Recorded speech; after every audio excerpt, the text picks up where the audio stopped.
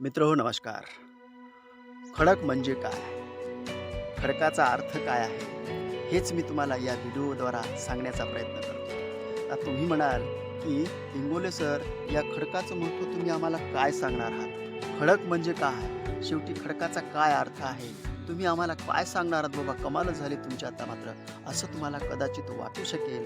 कारण मी या खडकाच्या खाणीमध्ये इथेच थांबलेला आहे. त्याच्यामुळं मी प्रयत्न करणार तुम्हाला की काय आहे, कसं आहे ते. म्हणून मित्रहो, लक्षात घ्या खडक आणि त्याचं महत्त्व काय आहे ते. हे आता पुढचं एक गाव आहे, तुम्हाला दिसत असेल हे गाव आहे. या गावामध्ये मी आलेलो होतो, जे माझ्या पाहुण्यांचं आहे.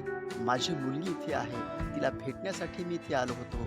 या गावापासून खाली उतरायचं, खाली खड्डा आहे, थोडं हळूहळू खाली उतरून इकडे यायचं असतं. जे तुम्हाला आता मी दाखवतोय ना, हे सगळं जंगल इकडे आहे.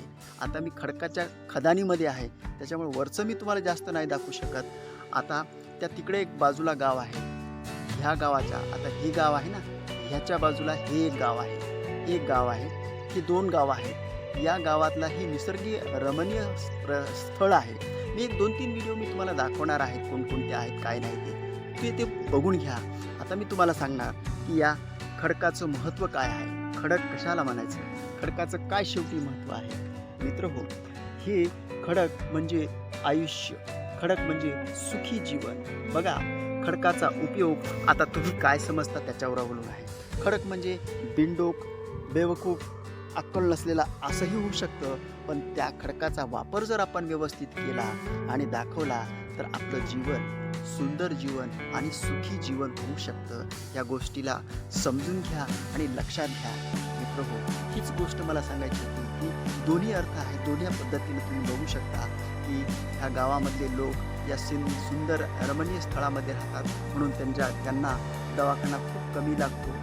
नैसर्गिकरित्या ते फिट आणि मस्त राहतात. तेच मला सांगायचं होतं की याचा फायदा तुम्ही कसा घेता, याला कसं समजता, त्याच्यावरती अवलंबून आहे.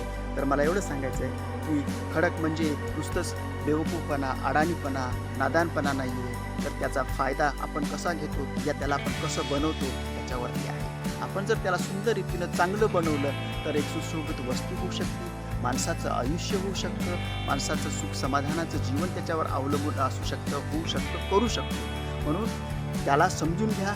खडक म्हणजे सुंदर आयुष्यसुद्धा आहे, खडक म्हणजे बिनडोक अज्ञानपणासुद्धा आहे, असू शकतो. डिपेंड आपल्यावर आहे की आपण त्याला कसं समजतो, कसं वाटते, काय वाटते तुम्हाला, ते आपल्यावर अवलंबून आहे. हीच गोष्ट या व्हिडिओद्वारा सांगण्याचा प्रयत्न करतो. मित्र, समजून घ्या. खडक हे चांगल्या अर्थानेही होऊ शकतो, वाईट अर्थानेही होऊ शकतो. तुम्ही तुमच्या आयुष्यात खडकाला कसं समजता त्याच्यावर अवलंबून आहे. म्हणून मी असं म्हणेन तुम्हाला की खडकाचा फायदा घ्या. खडकाला जर समजलं तर फायदा आहे, नाही समजलं तर फायदा नाही आहे. म्हणून समजून घ्या. या व्हिडिओला शेअर करा आणि मित्रांना सांगा. धन्यवाद. Thank you very much. या व्हिडिओमध्ये काही चांगलं वाटलं, शिकण्यासारखं वाटलं तर जरूर सबस्क्राईब करा. Thank you very much. थँक्यू.